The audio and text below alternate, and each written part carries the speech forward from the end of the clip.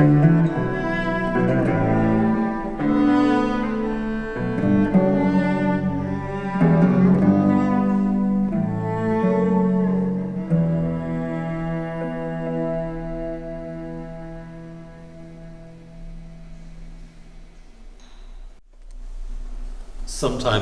words almost float to us, I think,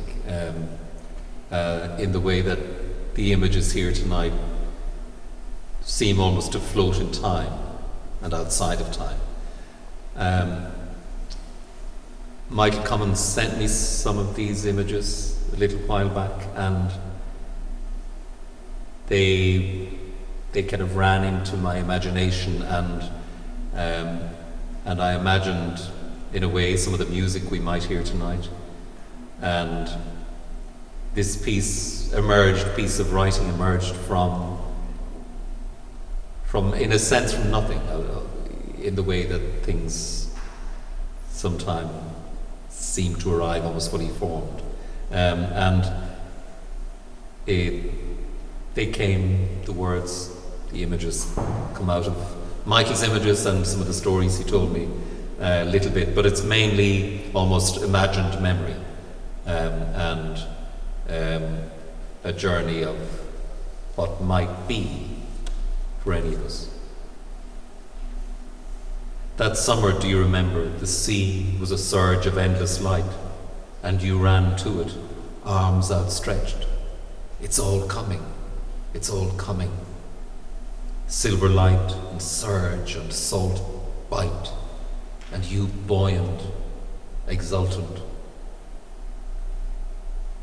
Father is not there, but what does a child know? The air is endless, the day, the breadth and depth of it. A hair comes trembling to the water's edge, and you hold each other in still, alert awareness.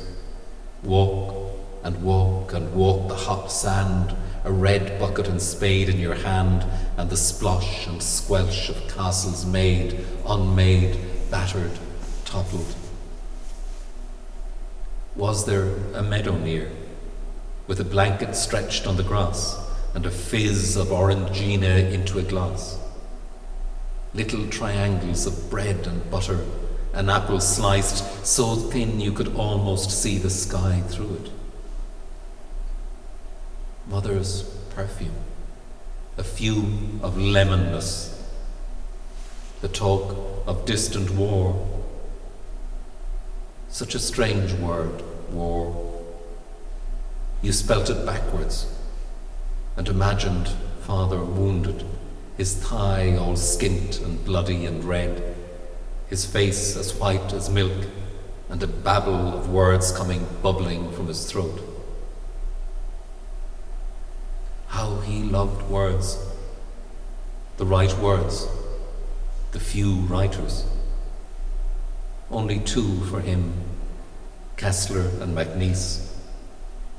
They looked the world straight in the eye, he said, and reported back on what they saw. Both rightly wary of God and gods, and man jumped up to goddom. Both knew Spain, as he did. All on the same side, more or less, in that civil war. Or was it a war for civilization?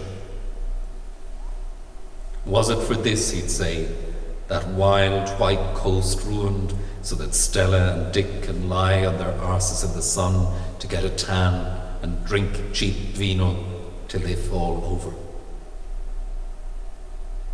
Close and slow, summer is ending, ebbing away down ramps of shaven lawns where close-clipped yew insulates lives, and the spyglasses hung in the hall, and the prayer books ready in the pew, and August going out to the tin trumpets of nasturtiums. Mother left when you were 7. Little more to add. You remember the roundness of her pearls and the little zip at the back of her yellow dress that you loved to glide down and up when she held you tight in her arms. You dreamed that she came back for you. What does a child know of absence? or reality. You'd imagine the curl of the smoke from her cigarette, the deep husk shade of her voice. You can hear it now.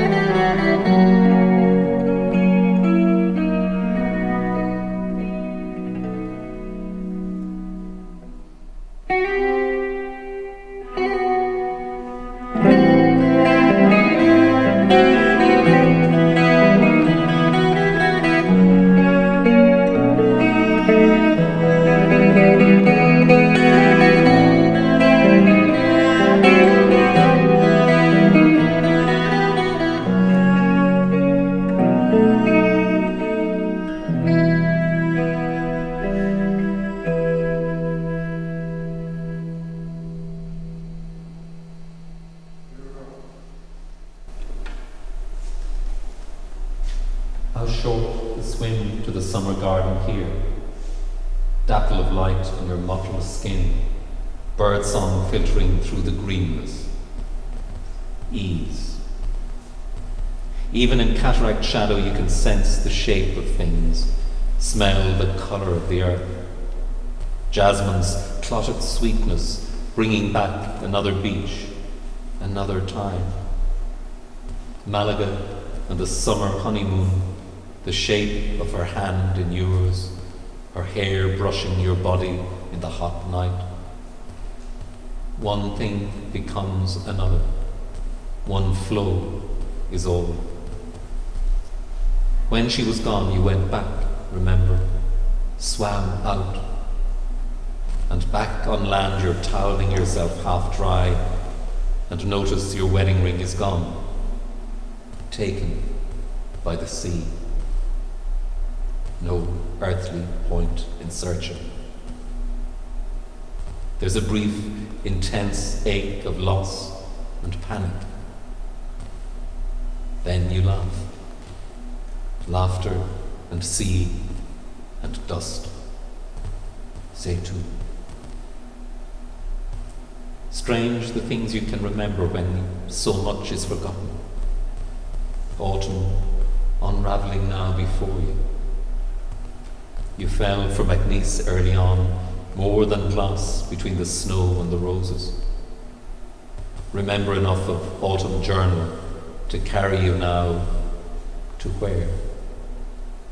Over the threshold? Maybe. Sleep, my body. Sleep, my ghosts. Sleep, my parents and grandparents and all those I have loved most.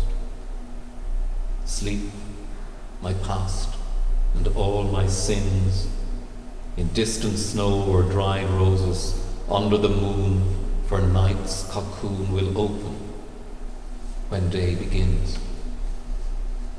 Sleep, my fathers, in your graves, on upland, bogland, under heather.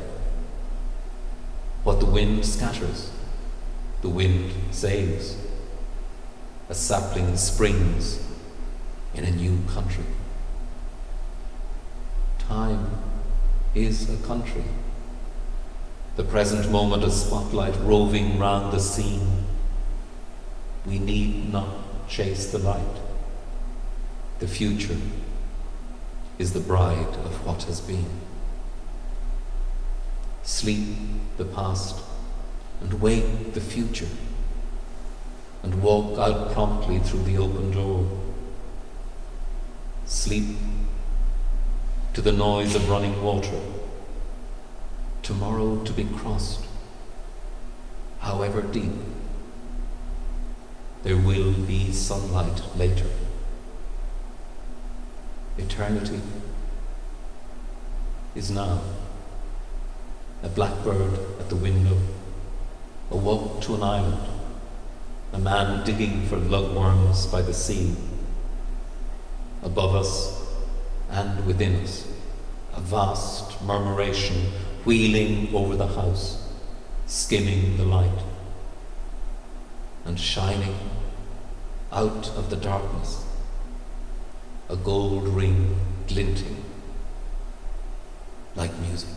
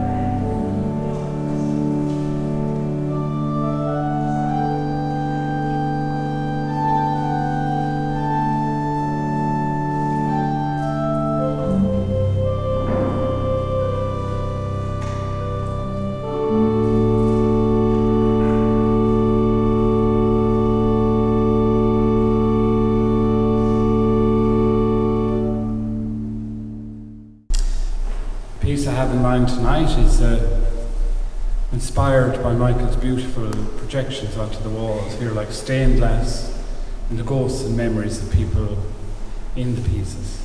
And I know it's very much influenced by memories of his dad, who's still present to us, thankfully, but it's moving further from us though through age and all of these things. So I always think when we remember people, sometimes, yes, they have their lives of glad grace, but they also have mischief and fun in those lives as well.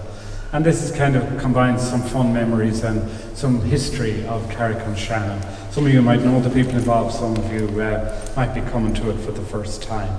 I call this the dream life of cinema because of the projections.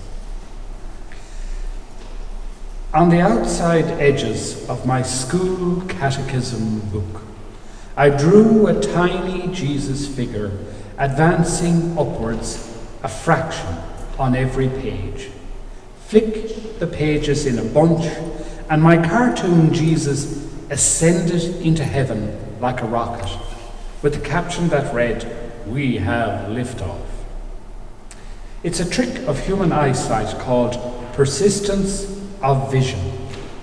In Paris on the 28th of December in 1895, using the same principle, the brothers Louis and Auguste Lumière projected onto a screen a succession of pictures of workers leaving their photographic factory.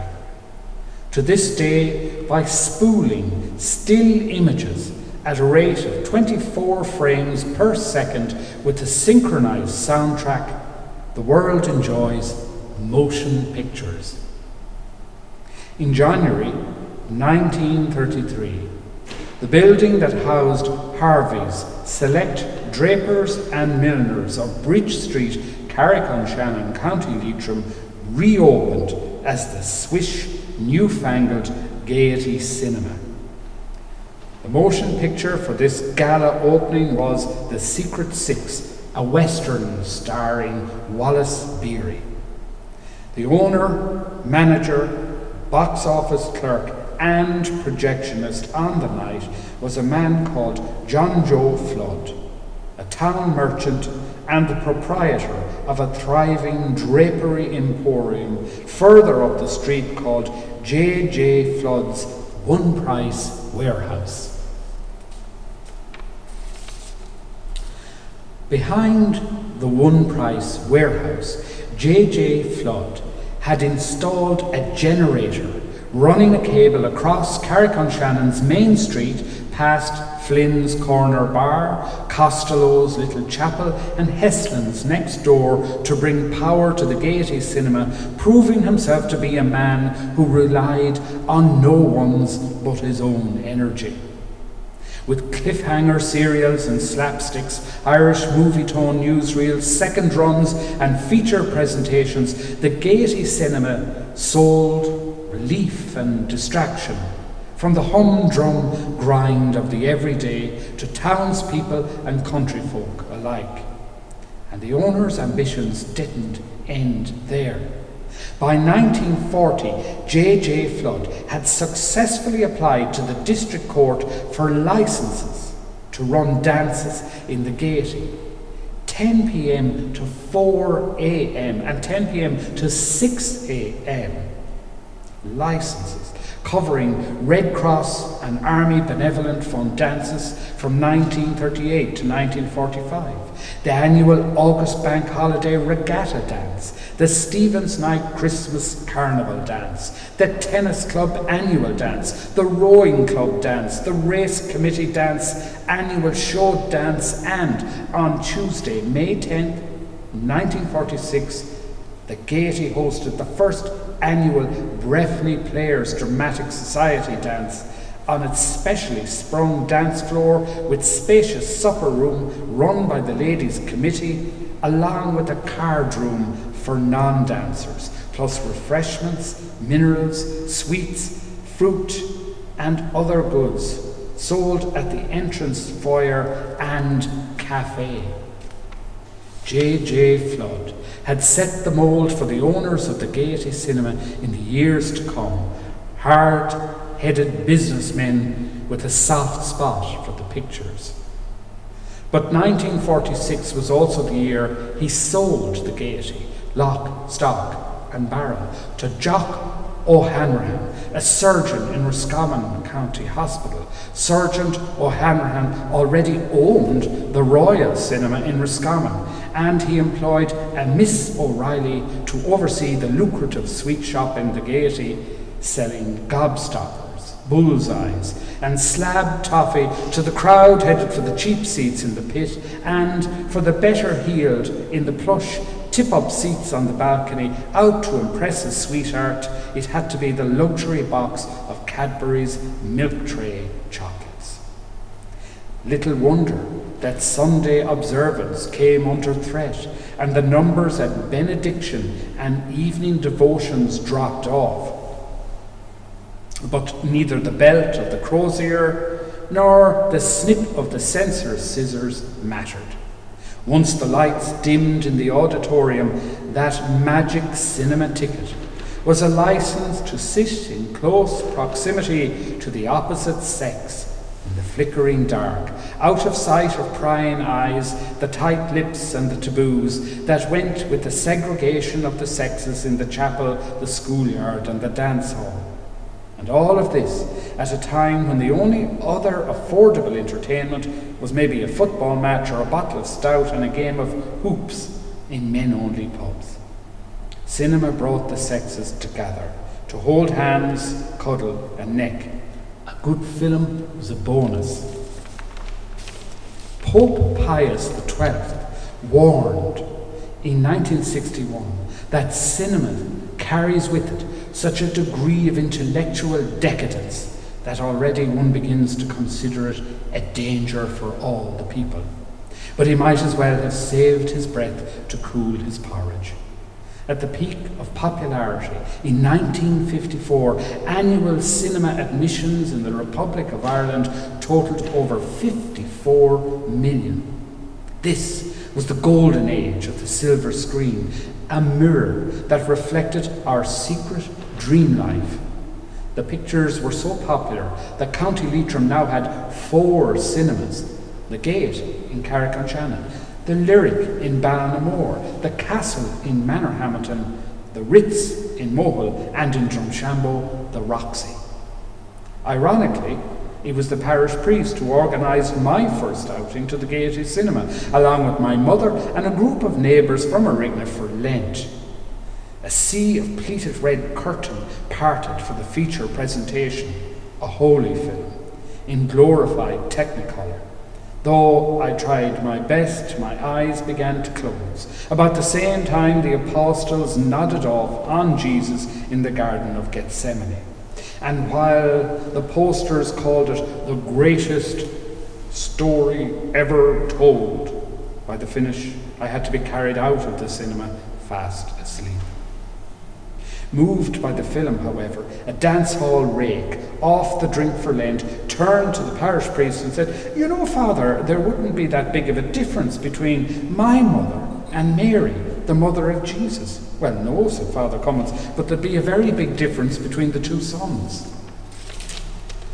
With the house lights down, the good, the bad and the ugly behaviour of everyone came under scrutiny from only one source: the searchlight beam of the usher's torch, when things got too noisy in the cheap seats or too raunchy on the balcony, or a would-be cowboy got ticked off for having his boots up on the partition and complained this would never have happened to Clint Eastwood. In 1971, the Gaiety passed into the hands of Fonzie Kane, a solicitor, Billy Craig, a company rep with Jacob's Biscuits, shopkeeper Joseph McManus, and local pharmacist Brendan Kiernan. By that stage, many houses around Ireland had black and white television sets, and more were mounting big aerials on the chimney for colour reception. On winter nights, the thinned-out crowd in the Gaiety mostly sat in the seats nearest the radiators. Breakdowns were common when the film jammed and the heat of the bulb melted the reel to whiteout. Or you had to make a run for the door before they started the national anthem. But I had caught the cinema-going bug, and the next film I went to see was one of my own choosing. I sat in a state of keen anticipation through the ads for engagement ringhouse jewelleries and the local bakery, Duffy's, we make a meal of our bread. There was an ad for Baby Sham and for Club Shivago, where romances begin. Then Agent 007 strode on screen, took aim, and fired an imaginary bullet that pierced my imagination. The dashing and ruthless hero, with his gadgets and his glib remarks, able to rescue dangerous situations in unexpected ways. He was the perfect big screen hero, impossibly handsome, but possessing too in his way the cinema goer's obsessive and solitary instincts. Even on nights when I hadn't got the price of admission, I knew what kind of film was showing from the capering like Dracula in the street afterwards, as lads jumped out of the shadows to give passers-by a fright. Or a Bruce Lee film when a kung fu cry of "Hi-ya!" and a flying kick knocked the stuffing out of a brewsker. But along with the messing, I like to think that film taught us to explore a riskier sense of self, to feel that we might, like our cinema idols, and, if circumstances called for it, live heroically, love passionately, and in a pinch, die well. Even today, at a popular film in a crowded cinema, I relish the sense of collective enjoyment. And on this level, cinema going is mass entertainment. But it is also a private experience.